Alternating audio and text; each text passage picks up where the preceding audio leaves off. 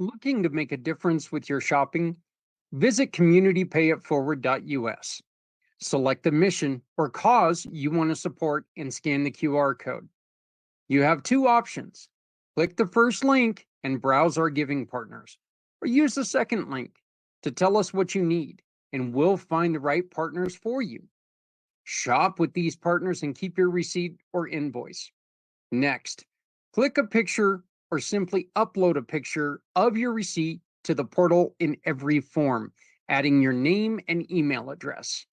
Your purchase now turns into a donation to the mission you've chosen. Community Pay It Forward shares your business story with those in need of your services to rally support for those who need us all.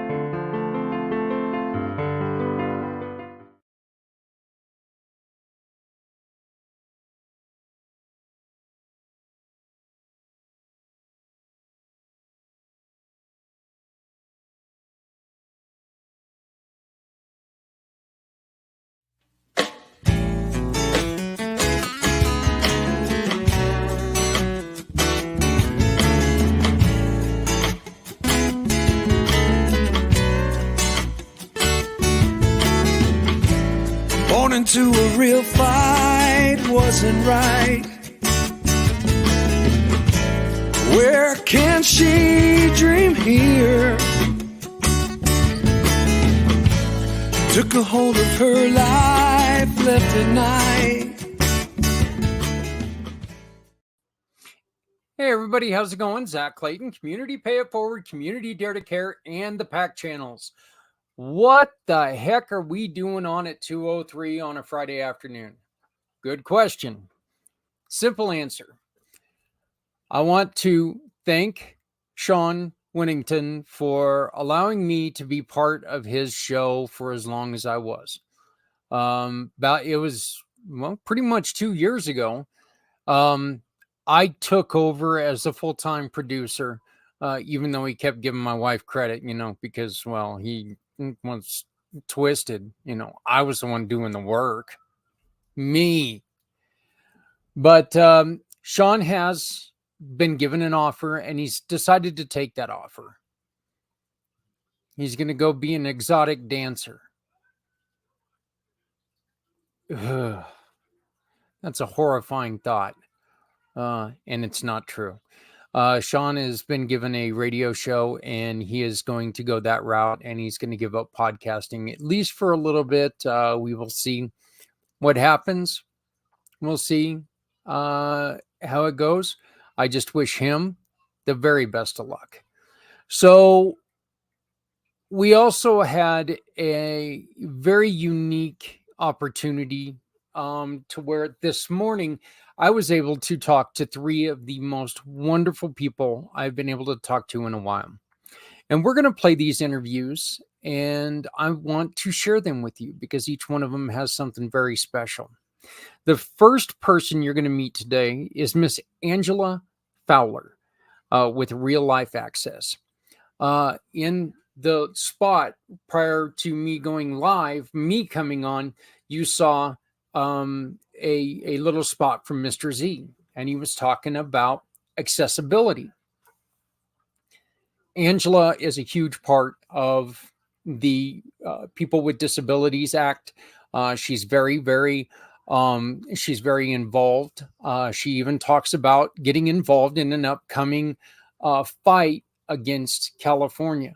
She also brings together a good point that people who design websites might want to listen to what she's saying and really take to mind when you go to build someone's website, because you are responsible for your own products. Okay, if somebody bakes a cake and it tastes like crap, it's damage on you.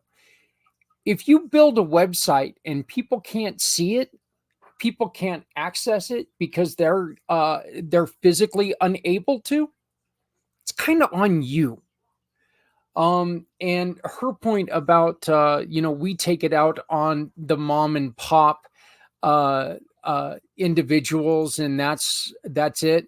She's right on that, and that's pretty tough. And so her goal is to make sure that these website designers really take and have that thought that, what, we need to do a better job and make sure that people can see our work. So I am proud to introduce you to Angela Fowler of Real Life Access. Eventually. All right. Hey everybody, how's it going? Very pleased to introduce you to one of our brand new gold family members, giving partners, Angela Fowler, the founder of Real Life Access. Welcome to the show, Angela. Well, thank you. It's good to be here. Good morning, everybody. It is bright and early, 7:30 a.m. Pacific time, and we are raring to go. Yeah, it's you people on Pacific time, that's a weird time zone. I'm all the way in Mountain time zone, so it's only 8:30. But you're clear over there, huh? Yeah, I'm clear over here. Yeah. So I'll tell you this: if it was 7:30 our time, I don't think we'd be recording this show. I was still sitting around just going, "Oh my God." But, Angela, why don't you do me a favor and tell us a little bit about Real Life Access? Sure. So Real Life Access is an accessibility coaching and consulting company. Now, what the heck is accessibility anyway? You hear that word bandied about, and it's bandied about in the context of something that you need to do because the law says so.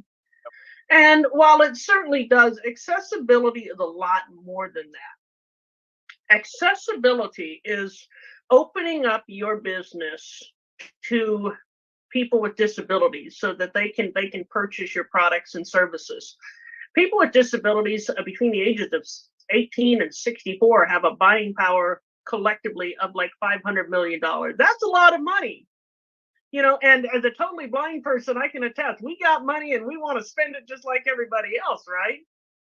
But if we can't use your website, we might get frustrated and go away and move on to a company that is more accessible.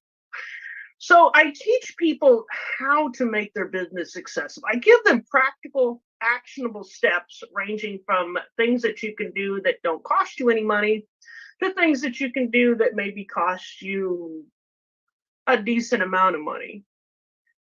But you get that money back in spades, right? You get, I think, I heard somewhere that it's like a 9x return on your investment if you spend money on accessibility. Now that's average. That's statistics are weird. But the point is, if you invest money in accessibility, it will pay for itself, and then some, and then some, and then some. I think that makes so much sense, because if you tell a person who's full functioning that, hey, I'd like you to come into my store, and then they come to a place where there's no door, they're not going to get in. It's And kind of hard for them to buy the things that you've got on sale. Right. Yeah. And I mean, if you make it difficult for people, you're really turning them away. You're saying, hey, you know what? We don't want your money. Go somewhere else. So I know a good friend of yours and a really good friend of mine, Mr. Z. We ended up trying to get into a joint venture with an individual that we told them, when we approached him about uh, the access problems they had for people with who were differently abled. I know that the guy said, well, we don't need to put a wheelchair ramp up on our website. First off, I found that very, very insulting. And, I don't like being called stupid ever. And that was just basically this guy telling me I was an idiot. What are some of the things that you coach people on and tell people that they need to do, and none of it has to do with a wheelchair ramp on your website? Well, certainly none of it has to do with the wheelchair ramp on your website. There and snark aside, it just goes to show you disability isn't. When people think of disability, they have, as it were, certain archetypes in their head. And the person who uses a wheelchair is one such archetype. And while we certainly do need to make our physical buildings accessible to people in a wheelchair, which goes far beyond wheelchair ramps, by the way, it is, especially in this day and age, it is equally important. And depending on the business you're in, I could argue that it's more important to have an accessible website. But to your question, Zach, I actually coach on 3 categories of accessibility. And I'll go through the categories. The first category is physical. Now, physical accessibility starts with the good old wheelchair ramp, right? That's what everybody's familiar with. That's what everybody knows. But I actually go beyond that. Once you get to the door, you need to be able to drive your wheelchair around the rest of the place. I actually used a restaurant theme in my accessibility basics course, so that's what's in my head right now. So you actually need to be able to drive around the restaurant, actually roll your chair comfortably up to the table. You need to actually get to the accessible bathroom that was installed per the ADA in the restaurant. So there's so much more to it than that. And then it goes into things like, everyday objects and how we organize things. I gave an example of an Airbnb I stayed at recently. The coffee pot was wedged so far under the cabinet that I had to move it out and, practically had it sitting on the edge of the sink. I mean, the thing was in danger of falling to its death every time I made coffee. You can't always fix those things because the structure of your building is what it is, but you do want to be mindful of them. And then we move into sensory things. I'll give you a perfect example: loud music. As a person who is hard of hearing, I don't know why venues insist on playing music that is so loud that the quality is distorted, but it is literally a painful experience if you sit in it too long. You're going to turn more customers away by loud music than by poor service. Flashing lights. Oh, thank you. Flashing lights. Absolutely. So there's, and I talk about food allergies and how to organize things so that people with food allergies can partake as well and can know what's safe to eat and what isn't. There is so much more to physical accessibility than just a good old wheelchair ramp. And then the second category is digital accessibility. Now that's the website. It starts with the website, and we go into accessible content, making text accessible so that people can read it, labeling images so that screen readers can know what they are. We go into accessible social media, how to make your social media presence accessible. Giphies and all the other fancy things that people use nowadays don't mean anything to a blind person, because they're just images. There's oftentimes there's no description, so we just scroll on by. Advertising. The vast majority of advertisements that I come across on the web, I don't know what's being advertised. Even if I did pay attention, I still wouldn't know what was being advertised. But it all starts with accessible content. If you don't know how to create accessible content, you're going to struggle with everything else. Now, the final category is cultural accessible. Go Can ahead. I ask you a real quick question about before we get to the cultural? Can I ask you a real quick question to give us an example of a commercial that's not hitting the spot? And I know that I don't want to bring up the company or anything like that, but can you give us an example of a poorly put together commercial that? I don't even have to name the company. Anything that is, you've heard of like DoubleClick. There's an advertising agency thing called DoubleClick, and apparently you can buy online ads. And the link text, the link that you click on, is labeled something like "ads by DoubleClick." I have no idea what the ad is. Very okay. I have no clue what I'm seeing. Does that have to go, or is that the same with like Bitly? And should there be I mean, there has to be, if you're using a Bitly, you have to be very specific on what that link goes to, right? What the link goes to, but more importantly, the link text. So the link text is the text you read when you click on the link. Okay. Because I know that LinkedIn has a bad habit of shortening your links, and when you take and you copy and paste a link, it goes to a LinkedIn type Bitly link. Is there a problem with those?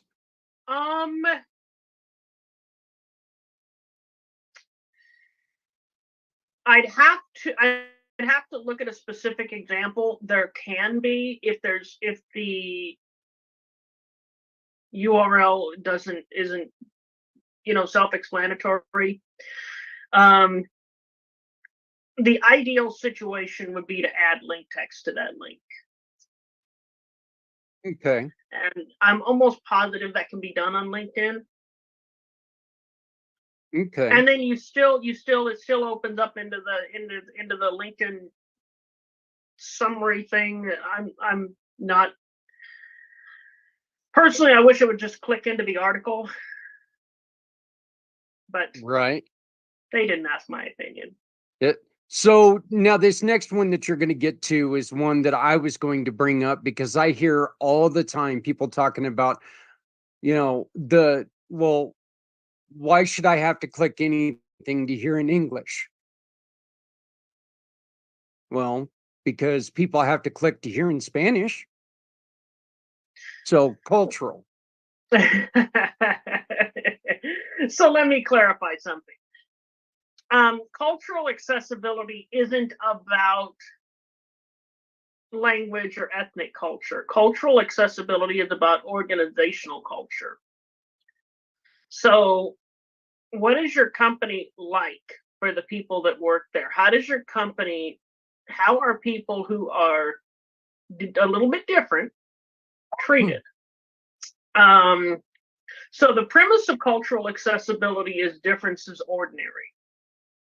So when a blind person comes in, are they treated like and served as you would with good customer service, as you would every other customer? Do people freak out because they might, run into something or fall or some other thing that people think blind people are going to do? Do they ignore the blind person because it's just too darn awkward? Or is it perfectly ordinary that blind person came into your store?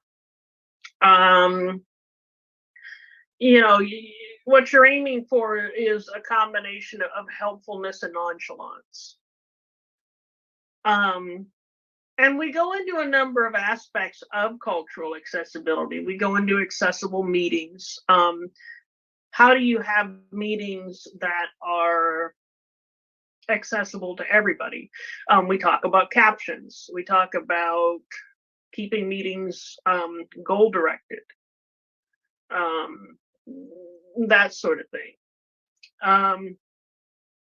Then we get into coworker relations, and the reason we get into coworker relations is because eventually we get into the point of promotion to leadership within your organization. So if you have an employee with a disability and you're considering them for leadership, take disability out of the equation. Look at their strengths, look at their skills, look at what they bring to the table. Yeah. And you can only do that if you start with coworker relationships based on respect and reciprocity. Have you ever found that companies will take and they will promote someone with disabilities to a new thing like maybe disability liaison or something like that? And is that not one of the most insulting things there are? I mean, I would, and let me ask you this, as an alternative, I would take, and if we had employees with that had disabilities, I would put them together in a meeting and ask them, "Hey guys, what do we need to do here?" Exactly. And what are why would you take and promote one to something that you just made up when you can really get them all together and make sure that they're all having an input?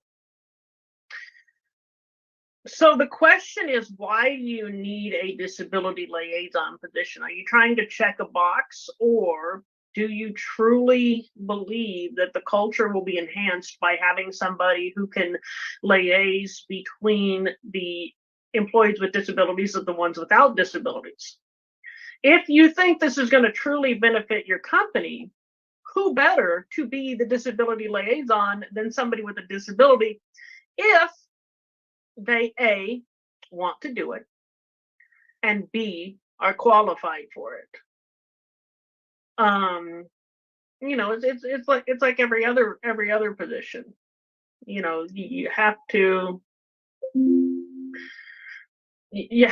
make sure that they're the right fit for the position, otherwise it's not going to work. And that's not because they have a disability. That's because they were in the wrong position to begin with. Okay. That makes sense. Why did you start Real Life Access? And I know this seems like a very apparent question, but I want to hear it from you. What was the key moment in life when you were like, you know what, this has got to change, I'm doing something about it? I don't think there was maybe there was that eureka moment, but it's not necessarily what you think. So I grew up, I've been totally blind all my life. I've used a screen reader all my life.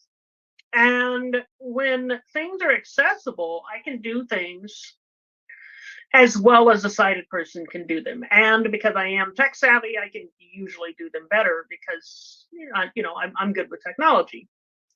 But when things are not accessible, that is more disabling than my disability. Because then I have to go I have to find help doing it, or I have to do something in another way. And it just throws a monkey wrench into the process. And it is beyond belief frustrating when I'm kept from doing something by an inaccessible component that I know can be made accessible. But I wanted to be part of the solution. I found early in life that complaining to customer service about lack of accessibility doesn't really help. First of all, they probably don't know what they probably don't know what accessibility is. And second of all, they don't know who to escalate the problem to. And third of all, it's one of many problems that they need to escalate. So I wanted to be part of the solution. I wanted to actually talk to decision makers about accessibility, talk to web developers about creating accessible components, talk to designers about accessible design.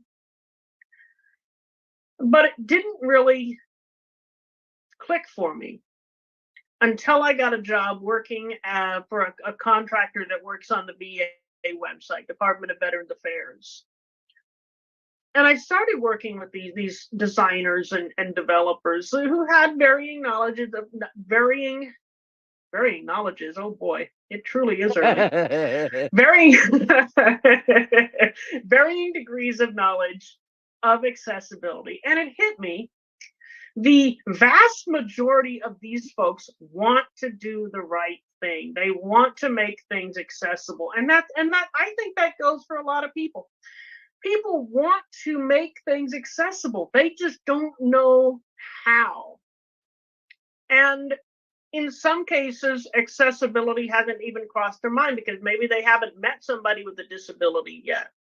We see things through the lens of our own experience. People want to do the right thing, but they not only don't know what the right thing is, but oftentimes they don't know that there is a right thing to do.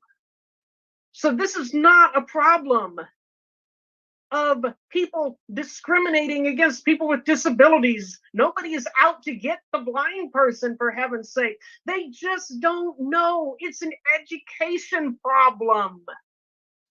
And I wanted to be part of the solution to that problem. I didn't want to be the angry blind person that yells at your customer service department all the time. I want to be the teacher. I want to be the coach. I want to show you how it's done. Right. And it isn't aren't we perfectly timed on this, because July is accessibility disability accessibility month? It is? I believe it is. I believe somebody I heard that. Or do I have that wrong? I think everything is everything month. It's gotten so confusing.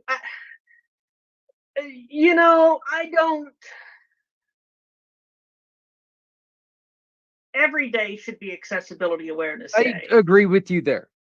Not because we have all these events and things, but every day we should be mindful of the need for accessibility. Every day I should be mindful of the need for accessibility. I'll tell you what I did last week. I was turning in a report for my day job, a draft report. It wasn't a finished thing. But I was so fixated on the content that I forgot to format it. So I emailed my sighted boss this big blob of text, and she's like, "This isn't accessible to sighted people." So every day we all need to look beyond the lens of our own experience and be mindful that other people don't see the world the way that we do. My boss doesn't see the world the way that I do. She sees the world visually. I see the world audibly. Right. And actually, let's see, Disability Awareness Day is July 14th. American Disabilities Act 34th anniversary is July 26th. So it was 34 years ago that Bush signed it into the Disabilities Act into action. I knew that there was something to do with it. So. You know, I did have a vague awareness that there was some sort of big event. I always thought October was Disability Awareness Month, but I guess it's July now. I don't know. Yeah, you know, I don't know. global accessibility is in May. So, but yeah, So like you said, it's so I want to talk to you in December and January. yeah. I also want to talk to you in until July, then May, we have October. Well, and here's why. And here's why. I want to talk to you 365 days a year. No day or month any more so than the others. And here's why. These events are emotional. We have our Disability Accessibility Awareness Month. Everybody feels good. Maybe some token gestures are made, and then it's forgotten about. Accessibility is achieved through actionable common sense solutions. Yeah. And those don't have a special day or month. I said something very similar when I was doing the 22-hour podcast for veteran mental health and veteran suicide. But then I walked away 3 days after I did that in 2023, and I was like, wait a minute. I'm going to talk about this for one day, and then we're not going to talk about it again for another year. And that's the reason why we started Footprints Forward, was because absolutely. And here, I'll break the ice. This is bullshit. I shouldn't just talk about this. I shouldn't just talk about this once a year. I should talk about it all the time. And so we created Footprints Forward. 100% correct. And here's what happens on Global Accessibility Awareness Day. That's the one that happened sometime in May. Right. Your social media, your LinkedIn posts got saturated with advocacy type posts on accessibility. That doesn't help you if you already know you need to be accessible, but you don't know how. It doesn't convince you if you're looking at the 100th don't discriminate against this post. That's just going to turn you off to our message. Yeah. Yep. And it riles me up that we've gotten. Advocacy is necessary, especially when it comes to government agencies and government services. But what businesses need is solutions. Yep. It's easy to find these solutions as well. There are people out there working with you right now. Are you able to speak on what you and Z and Trevor are doing? Well, we've got a whole nother venture going. I talk about coaching and consulting because that's specifically a real life access thing. But we also do website auditing and remediation. So if you know that your website has accessibility trouble, you can come to us and we will audit your website both for basic compliance, just to make sure that you don't get in trouble with the law, and what I like to call my customer journey audit. I put myself in the shoes of the customer and I take my keyboard and my screen reader and I go through your site and I'll give you a comprehensive report of all of the things that I find and actionable solutions. Now, what we can also do, and this is where Mr. Z comes in, he's got a lot more patience and diligence and tenacity for this than I do. He'll actually go into the code of your website, figure out what's wrong, and remediate the problem for you if that's what you want. He is so even keeled. It's hard to tell if he's even alive sometimes. You know that guy. Oh, Mr. Z, yeah, and he's definitely an implementer, and thank God, because yeah, I my patience for sitting down and I can do it. It's one thing to be able to do something, to have the capability of eventually figuring out and getting it done, but it's another to be a master at it. And since I've teamed up with Mr. Z, I now have a master remediator on my side. Yeah. Well, when we first started talking and I found out that you were teamed up with two of our other partners, it just made me, it just made getting you in with us, it made it that much more important. So, and you three working together, I think, is such a beautiful thing. I just want to kind of show this real quick. One of the easiest things that you can do is talk to your website designer, or you can call one of ours, of course. And this little button right down here, it lets people put your website where they need it to be. Okay.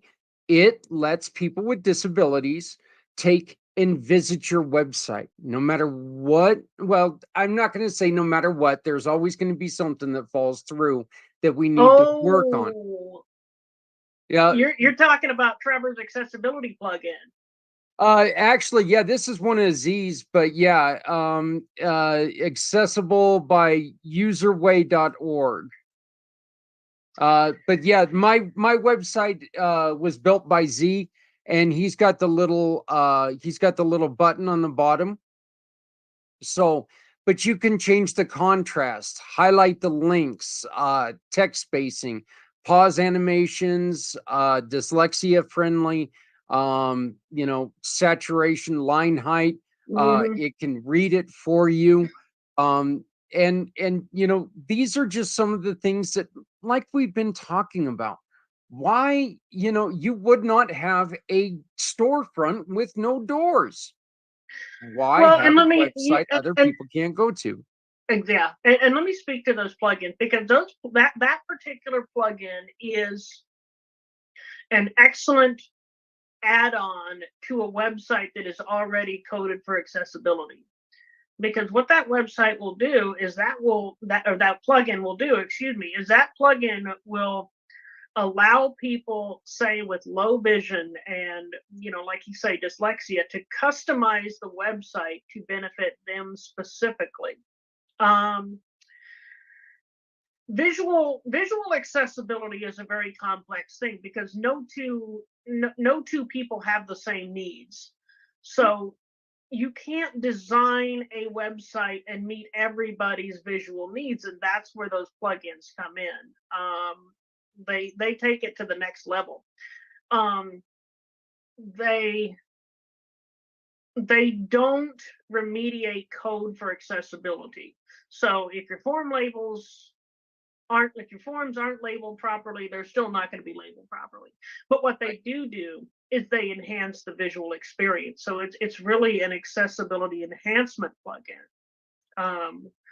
that I recommend you build onto your website that is already accessible. Yeah. Well, like my eyes were open to it when I met Z and when I met Trevor. My eyes were open to this need for it, because it is something that, when you're excited, you're starting your business, you're getting in there, you're building your website. It's something that's easy to overlook unless you have to deal with the different ability every day. It's easy to overlook until you realize, wait a minute, what am I doing here? I'm blocking out a huge part of my base, my potential base. So, Well, and here's the thing. When you're building your business, especially if you're not a web developer, you might throw together a website using something like Wix. yep. And it is understandable that you would trust Wix to provide an accessible experience, because that's what they're the website people. That's what they do. Many, if not most, of those quickie website builder platforms do not code their stuff for accessibility. Why is that? Why did they not? I other than time and money, in which I know that that's the answer for everything pretty much. But why don't they understand that? And I know that they also offer some of this for an additional fee, but it's behind the times. I know it's so far behind what technology is. Why are they not stepping up and doing things to not? I just see it as, look, you may not want that to be what you look better on, but my God, you should, because again, this is offering something that is needed for customers. Well, and there's two things. Well, actually, three things going on there. One, they probably don't know. They're probably ignorant. Two, business owners don't know, so they're not insisting on accessibility. They're paying for something and not insisting that that something provide an accessible experience, simply because they don't know. They assume it does. I assume that when I go to McDonald's, I get a hamburger. I assume that when I deal with the website people, I get a good website. But you can't assume that. Third, when it comes to the ADA, business owners are liable for an inaccessible website, but the third-party platform upon which the website is built is not liable. No. That's wrong. It stinks. I wish it would change. There's efforts, I know, in California to make it change, efforts that I'm going to join in on, because it just sucks that naive, innocent mom and pop businesses are getting in trouble when the third party company whose job it is to create the code that builds the website gets off scot-free. I mean, if we're going to have an ADA which allows people to sue people, we should be able to, the right people should be sued. So that's a really, really good point. The other thing is that I think that there should be some accountability to where that money goes. That is one. There's a lot of money hungry lawyers that are getting a lot. Oh yes, I call them shark lawyers. Yeah, that are padding their pockets Yeah. in the name of the rights Yeah. of the people who are disabled. Hey, Angela, I want to thank you and I want to welcome you to the family. I love the fact that we've got you and Real Life Access as part of our program, to where we can try to help other people. How did people get a hold of you, Angela? Well, you can check out my website at www.reallifeaccess.com. There is a contact form there. You can subscribe to my newsletter. You can also email me at Angela, Angela, at reallifeaccess.com. You can also check me out on LinkedIn. If you search for Angela Fowler, you're going to get like 95 million of us. So search for Angela Fowler, A11Y. That's A11Y. It's sort of a shorthand for accessibility. Because, we don't use words anymore. We use shorthand speak. 1010010010. Yeah, it's almost that bad. There are, we have become we've become such a shorthand, abbreviated, acronymically insane society that we don't understand each other anymore. That's another Angela rant. My goodness. Yeah.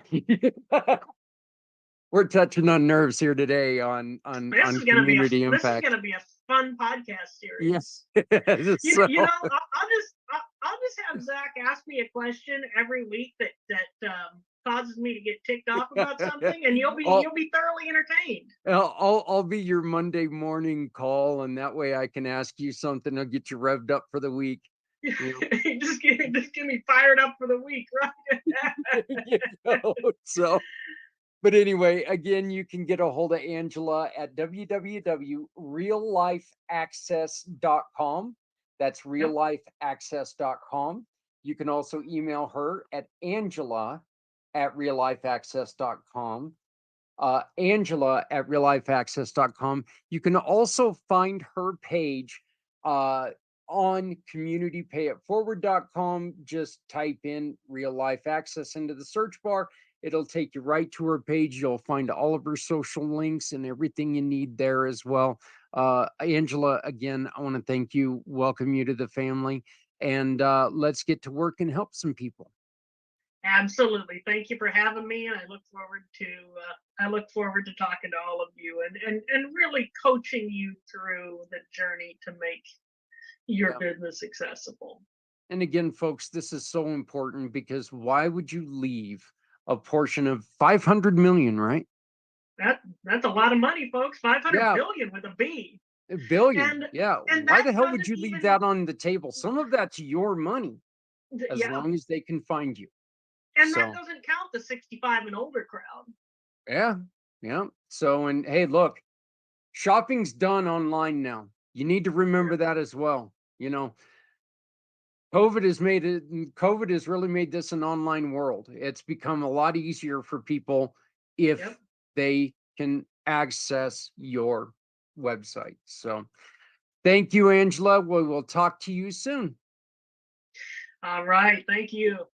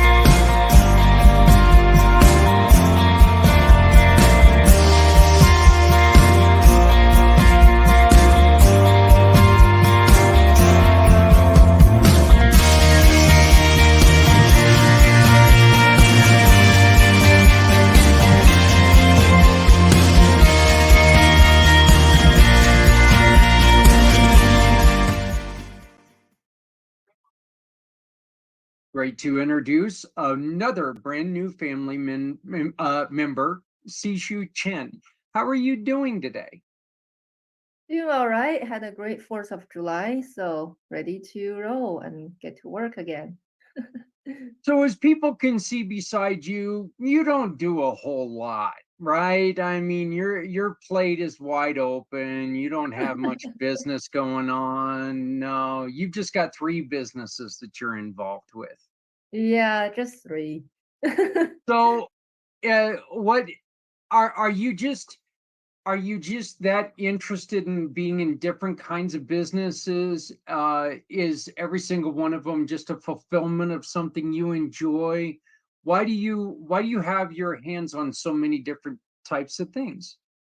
I think it is what brings fulfillment to me in all different areas. For example, you can see on the top one, Beth Bloom Designs. Um, Beth Bloom is a dear friend of mine, and I love working with her. She opened her own interior design firm, designed restaurants, nightclub, and bars, and food and beverage areas. And we really work well as a team. We have a team of talented designers, and design has been my passion. I graduated with interior design degree, and I have 13 plus years experience, and I don't want to give it up. But working in corporate America before, it was just burned out, and I wasn't really able to really utilize my talent because you have to listen to the upper hand. But designing with your best friend, it's a different experience, and I love it, and it's fulfills my creative desire. Like it is my creative outlet. It's like transform spaces. Like I'm all about transformation. So that business is transform spaces, and my own business, SCcoaching Group, is transform lives. So And when you say transforming lives, you're trying to come at this to where you are incorporating all points of life, work, relationship. You want to make sure that you're talking about an entire person, right? yeah, absolutely. I mean, there's so many areas in our lives, and I am focusing more on helping them with the profession and personal in terms of career and relationship. So I help individuals that struggling with dissatisfaction about their job, they do not like their job. So I take them through a self-discovery process so they can get clear on their talent, skills, passion, and value to find a job where they can finally be able to be their most authentic self, be able to reach their potential, and most importantly, more self-expressed. Like the reason I'm doing three things because I have different talents, I have different interests, and if I only focus on one, the other one are being left behind and ignored. And this is why I coach people. It's just like we want to discover all your talents and make sure we can utilize them to bring fulfillment in your life. So after the self-discovery process, they are going to create a unique career path for themselves. For example, I had a client who was a nurse, but he felt burned out and he was like, well, I love doing nursing things, but it's like, I don't see myself doing this kind of until retire. I feel like this is not going to be sustainable. So after we did the self-discovery process, here he had an interest in real estate. So now he is thinking to combine his nursing background with real estate and actually become a developer for senior homes. You see how beautiful that Yeah. combination is? Yeah, absolutely. Burnout is caused by what? In with what you see, what is burnout usually? What's the first step of burnout? Is it just accepting a job that you're just not right for, or is it just an overload? I think there's so many different factors come to burnout. One could be that the job is way too challenging for your skills. It doesn't mean that you are not good enough. It doesn't mean you're, less than. It just means that this job is not right for you, and your skills should be utilized for somewhere else. And another thing for burnout is just overworked. Like, I used to work 80 hours a week. I mean, Mhm. I'm not a machine. Like I need rest. And when you work that much, it is a burnout. Like your body literally get burned out, right?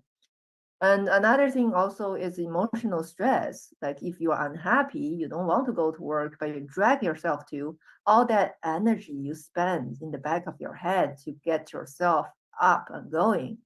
That's a lot of energy. That will burn you out too. So And that last one there, the stress, that could also have a lot to do with your relationship at home, could it not? absolutely. That's why I want to help people in the both area because I feel like if you are unhappy with your job, more or less you're gonna lash out at your partner when you go home, or at least not gonna bring your best self to spend time with your partner because you're not happy inside, and it's hard to pretend and put a smile on your face and have a good time, right? So it's very important that the fulfillment comes from you and comes from that you doing what you love that you like having such a good day at work and come back and share the good news with your partner, and you guys grow together and being supportive with each other. Um, what is the most important thing that we do for ourselves to make sure that we maintain in a positive mindset? Because look, no matter what's going on, we control our own well-being, but what's something that we all need to do to maintain to start our day and make sure that we're in a good mindset? Mm, you mean what we should do or Yes. what's Yeah. important? Well, I think the number one thing that came to mind is integrity. Like we should absolutely be 100% honest with ourselves at all time. If you don't like something, say you don't like something, and don't say that you do, because then you are having an internal and external incongruency. So that will cause all kinds of trouble through your health, relationship, or manifested through the people you attract. Like, it's a chain reaction. So step number one is to have the integrity intact. So the famous book, The Way of Integrity by Martha Beck, she said that our final home, well, it sounds like a final home as if like it's not. So it's like our true home is peace. And to get there is through the way of integrity. And I 100% agree. I think you are the one feeling your own feelings. And if you're not having integrity, then you will feel the internal struggle, stress, conflict, all the negative emotions. But as soon as you got 100% honest and clear out all the confusion and anything that gets in the way, you'll feel a sense of peace. And that sense of peace will attract peaceful situations. How often do people, you mentioned that you were working 8 hours a week. How many people take and overload themselves at work to run away from home life? And I ask this because you know what? That's exactly what I was doing prior to my motorcycle accident. I was working 70 hours a week to stay away from home. And Wow. and I was just thinking to myself, Sixu, that I should have met you about 10 years ago. You know, I because because that's when I was working for someone else and having all kinds of issues. But do people stay at work and work themselves into problems because they're trying to run away from things? Absolutely. I mean, I'm not trying to be a psychologist here, but it's very common people use work to distract themselves from feeling emotions. That's why people become workaholic, because they don't know. I mean, they are gonna feel negative emotions or pain, or have to deal with the uncomfortable emotion they don't want to deal with if they stop being busy. So they have to constantly stay busy so they don't think about the emotion. But the emotion never goes away; it just gets suppressed, and they just get more and more unhappy. And it's almost just like the sand in the water. The water is never gonna get clear until you take the sand out. And you can't pretend it's not there. It's always gonna be there. Yeah. What was the thing that turned you from interior design into coaching? What was the moment? That's a great question. Well, chronologically speaking, in terms of timeline, it's the pandemic. And I'm sure the pandemic shifted many people's life.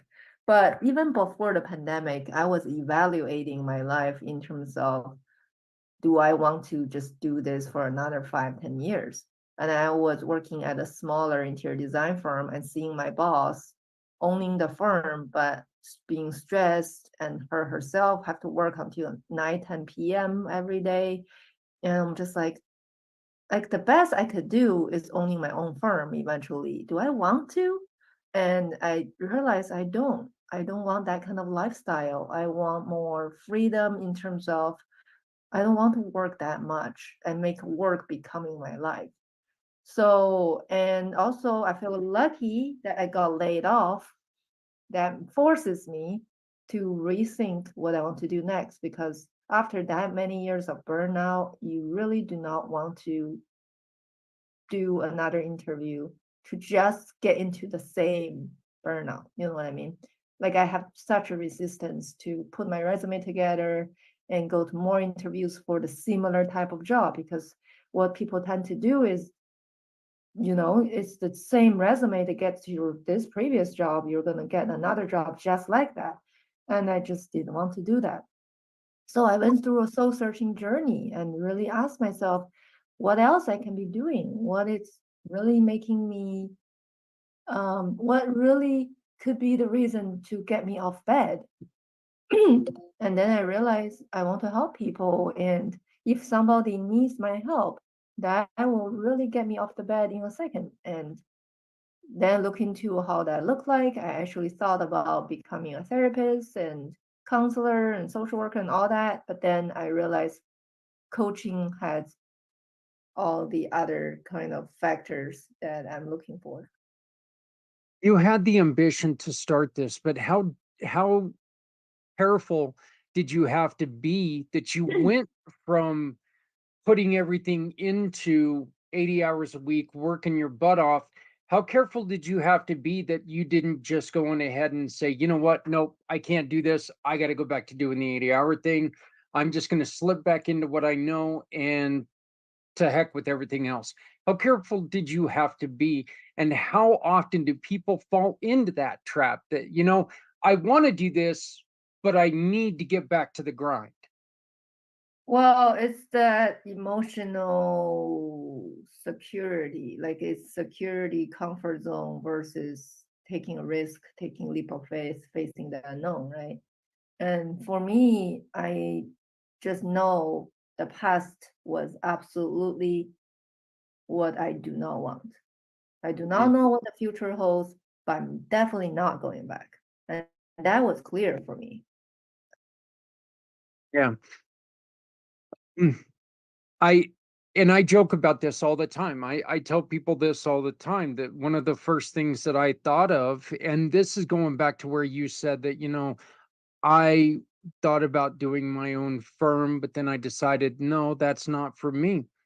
I had my own transformation right there, because my first thought was, enjoy being part of creating events. So I'll get into being an event planner. But then I had that instantaneous thought in my head, oh no, no, no, no, I don't like people enough to try to plan events for them. Getting into that high level stress area with people, that just wasn't going to work with me. I mean, having that much wound up stress between two people probably wouldn't have been a good idea. So how how much do you try to convince people to take a second look and make sure that this is what they want to do? Because we are a species that springs to action a lot of times without giving it much thought. It's because we're in survival mode.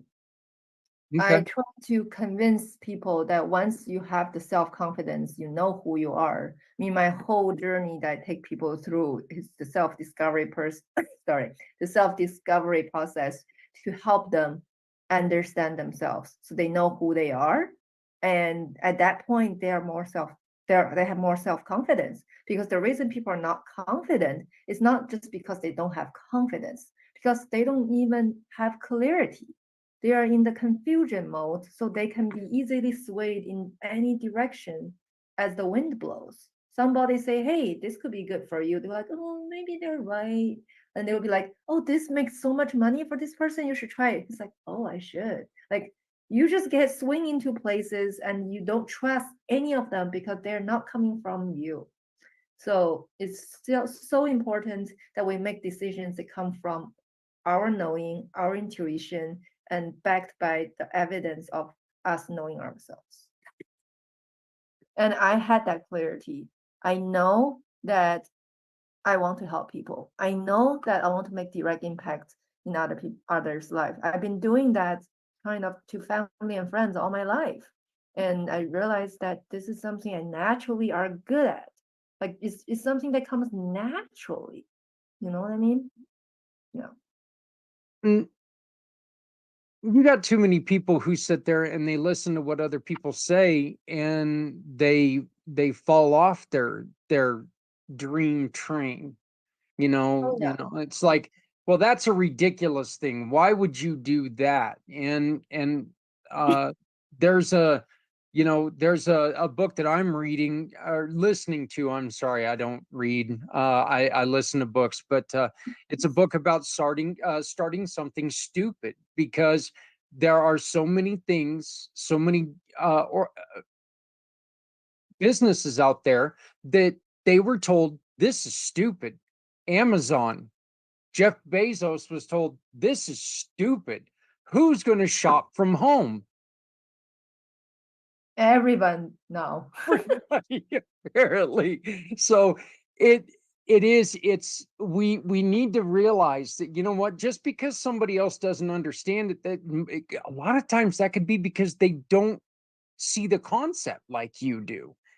I mean, hell, the trying something that nobody else has ever done is not easy. If it was easy, somebody else would have done it, right? Exactly. Yes. And this is what I keep telling people. You are the only you that have ever existed, and you're the only you that ever gonna be. There's no other exact you somewhere living some other life that you'd be like, ah, that's my reference. Let me just copy that. I'll be, having a great life. No, you live your own life and there's no reference. That's why it's like my people say, oh my God, I feel so behind. No, nobody's behind because you're not following anybody. Like you have your own path. You are the lead. Like you are always number one on your own path. Nobody behind, nobody ahead. It's just you. Maybe somebody is doing parallel paths, but in terms of your unique path that looks exactly like yours, this is one and only. So find that. It'll be fine. That is that's such great advice. Tell me about the Great Discovery. Oh, that I just encountered it this year because they launched March 2024. I feel very blessed and fortunate to be part of it. An artist named Dave Odds introduced it to me. And when he introduced to me, he said if I could create an art lesson and people from Africa will pay only $2 to learn it, I am in. Like my education is now actually accessible and affordable. So, which really touched me too, just like, wow, there's something like that to allow knowledge to finally be accessible and affordable. And what the Great Discovery does is basically have all the above that I just mentioned.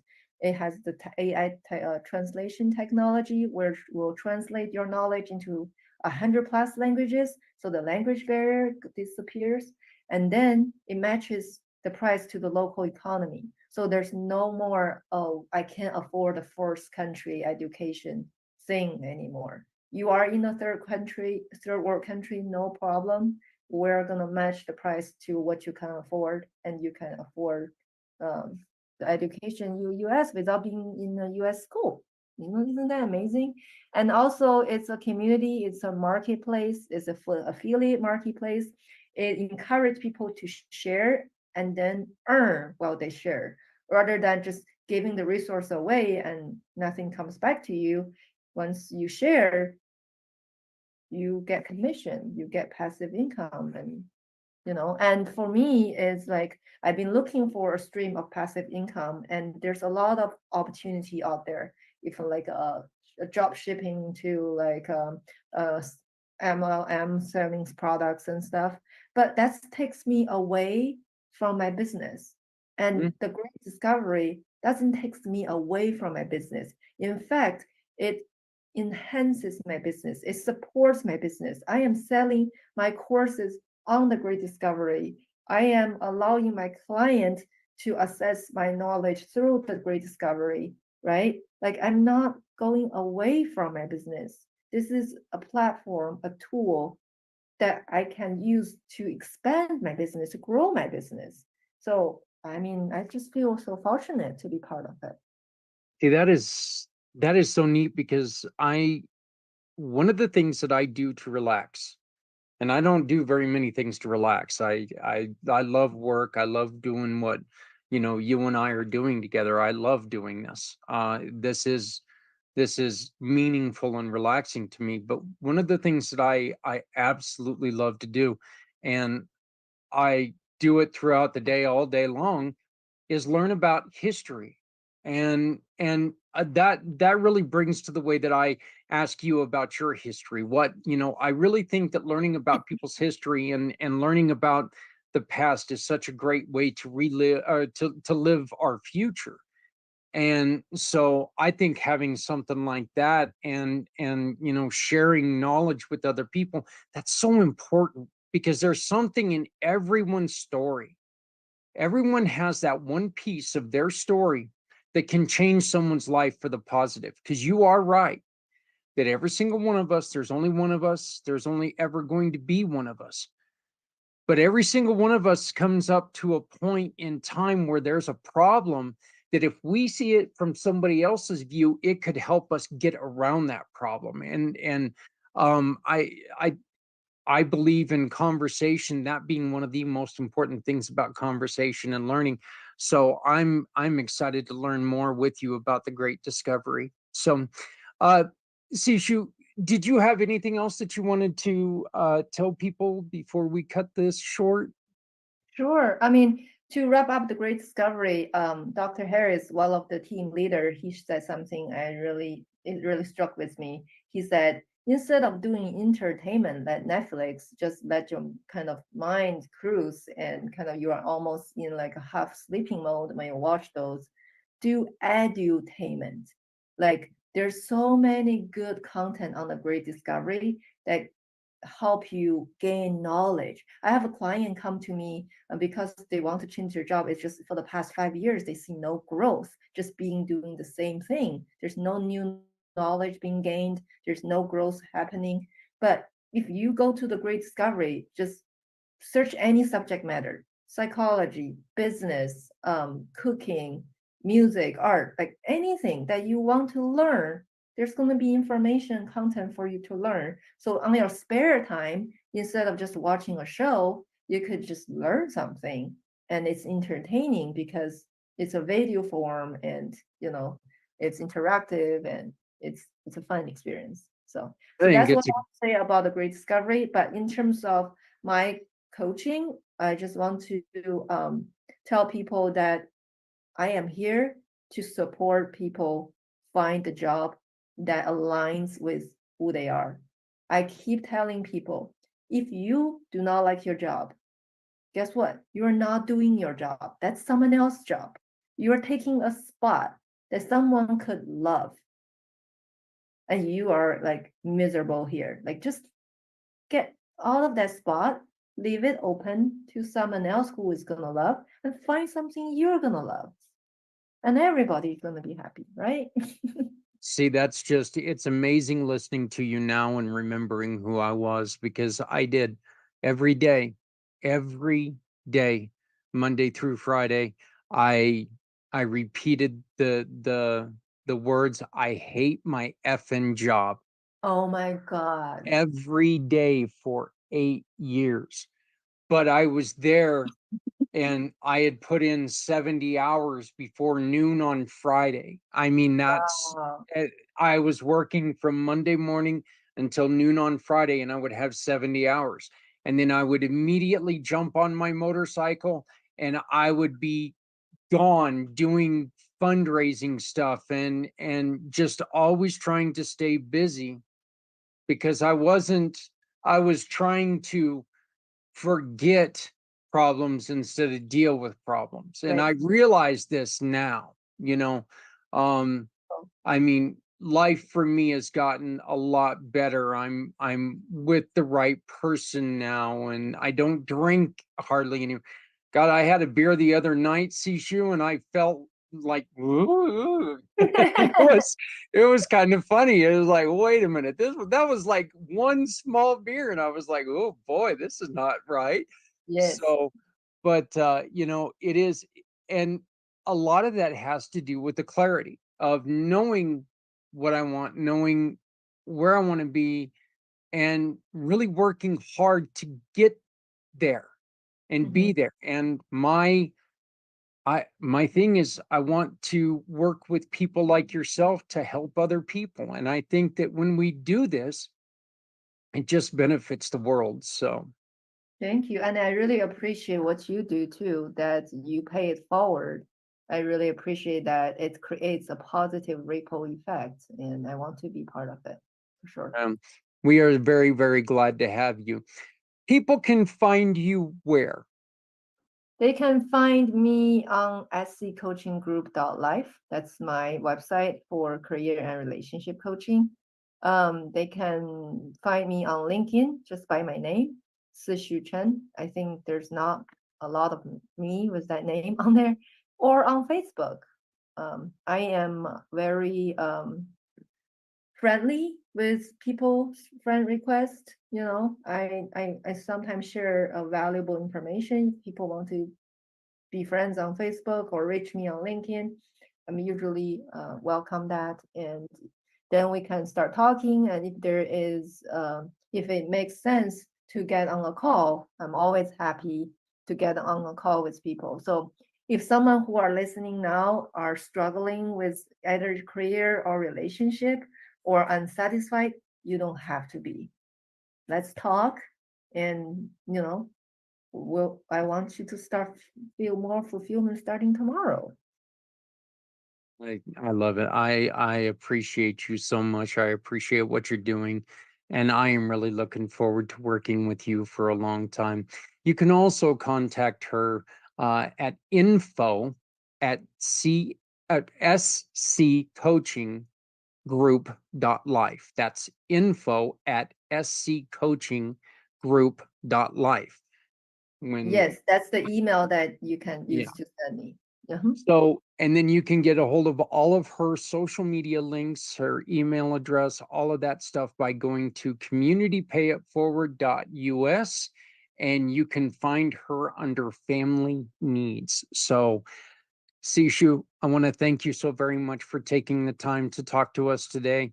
I greatly appreciate this, and I invite you to please your post that where you're sharing information, please share them with our family. Let's make sure that people see you and your genius, and let's help as many as we can. Awesome. Thank you so much. And the last thing I want to mention is that I'm also LGBTQ friendly. I have supported transgender and lesbian, gay, doesn't matter. It's just who you are. I went to Pride myself, and I want to encourage people to be unapologetically themselves. You know what? I want to say this, and I'm not bringing the politics into this, but I do want to say this. The other night, I heard Joe Biden talk about the first time that he saw two men being affectionate with each other. And he looked at his dad and he said, and he kind of was taken aback. And he looked at his dad, and his dad said simply, they love each other. It's all we need. We're all souls, and we're just having different expression in our physical body. It's that connection that we feel with each other that draws we towards each other. It's that love energy. Absolutely. Look, we're all a little alien to each other. We don't have to understand each other completely. And that's a good thing that we don't have to understand each other completely. But we need to remember that everyone's allowed to be themselves, because if they're not themselves, they're not being true. And Exactly. they're never going to be happy if they have to live up to your expectations. And everyone deserves the basic human desire is to be respected. Absolutely. All right. Well, Sixu, thank you so very much. You're welcome. Happy to be Make here. a difference with your shopping. Visit communitypayitforward.us. Select the mission or cause you want to support and scan the QR code. You have two options. Click the first link and browse our giving partners, or use the second link to tell us what you need, and we'll find the right partners for you. Shop with these partners and keep your receipt or invoice. Next, click a picture or simply upload a picture of your receipt to the portal in every form, adding your name and email address. Your purchase now turns into a donation to the mission you've chosen. Community Pay It Forward shares your business story with those in need of your services to rally support for those who need us all. I want to thank Sixu and I want to thank Angela. And what we have to do, StreamYard kind of restricts me on, I can't share videos that go over 2 hours. Okay. We're sitting at 1 hour and 20 minutes right now. So what we're going to do is I'm going to finish off these last 10 minutes by thanking our brand new sponsor, channel sponsor, Jill Schultz. You can get a hold of Jill on her website, which is jilleschultz.com. jilleschultz.com. You can also contact her at jilleschultz.com. Her story of overcoming shame to a life of self-loving and abundance. Visit her website, once again, jilleschultz.com, and you will get a free Uncover the Shame and information on her course, Shed the Shame, Manifest the Magic. She was sexually assaulted as a child. No other way to... You can't powder coat that. You just can't do it. She's going to be joining us in the next couple days, and she's going to be a guest here very soon to tell us her story. But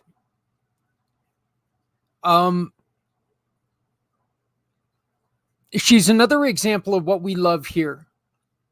You just saw two lovely ladies who worked very hard to overcome things that happened bad in their lives and turn them into something amazing.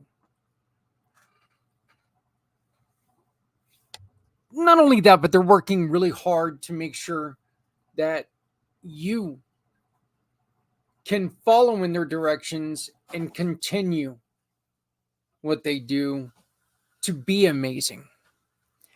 So I want to thank Jill, jilleschultz.com, for sponsoring the PACT channel. She is our first exclusively PACT channel sponsor. I want to thank her very much for coming on here and keeping us on the air at least for a couple months. So, which is fantastic.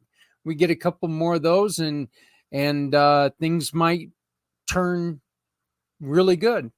I did want to mention this, that Angela and I are working with our really good friend Daniel from Pieces of Me.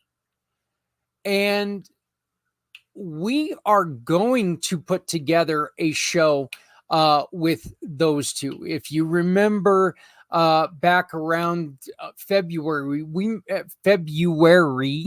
we met Daniel. Daniel is also blind, and Pieces of Me is a wonderful, wonderful foundation that they're trying to help people who are disabled. So, but Daniel and Angela are going to be working on putting together a show. And one of the things that Angela and I want to do is we want to get together with Mr. Z and Trevor, bring them both on with us, and really talk about some of the things that they've got going. With theirs. We're also going to be working really close with Sixu on her program. When she started talking about that course she had, I got really excited. I truly do feel the day you stop learning is the day that you die, and you just should not stop learning. I do still have the Ciara Joy video that I have got to share with you because it is amazing. She is such a wonderful, person, and she went through hell. There's no other way to say it. She went through a mental hell. She lost she lost a precious member of her family in her dog. Her grandmother was sick, and she mentions her grandmother. And she really went through a tough time. And she had an incident where she was feeling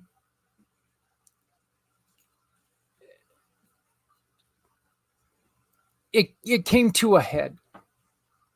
And you are going to be able to join me, and you're going to be able to watch that very soon. Matter of fact, at the bottom of the hour is when we're going to start her. We're gonna start her show. So, and it's going to be in the Footprints Forward series. So, I do invite you to join me here in about 4 minutes. At the bottom of the hour, just stay tuned. You're going to see the show come on, and you can meet the wonderful Ciara Joy. Ciara is a giving partner with our program, but she has somebody she has a program that, she's really working to help others be themselves in business. So by being a virtual assistant, something that every single one of us needs is somebody to help us out. Because look, being in business and trying to do it all for yourself, it's not the greatest thing in the world to do.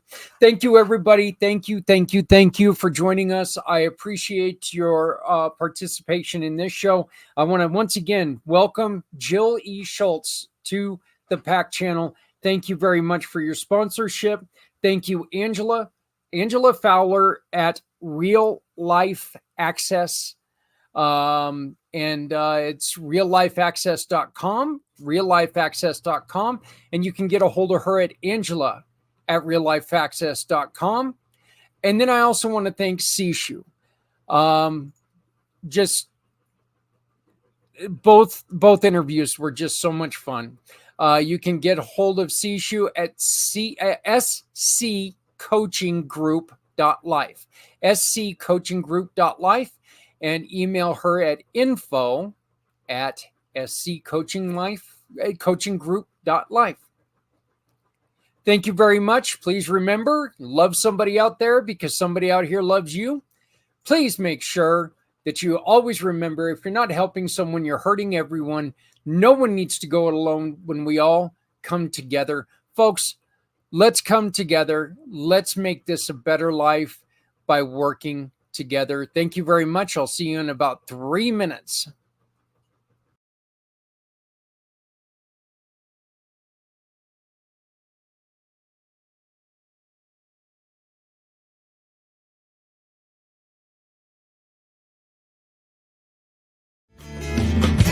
Stepping out of her fear, bring me home, out alone, show me the way. You wanna be a part of Sunset Boulevard.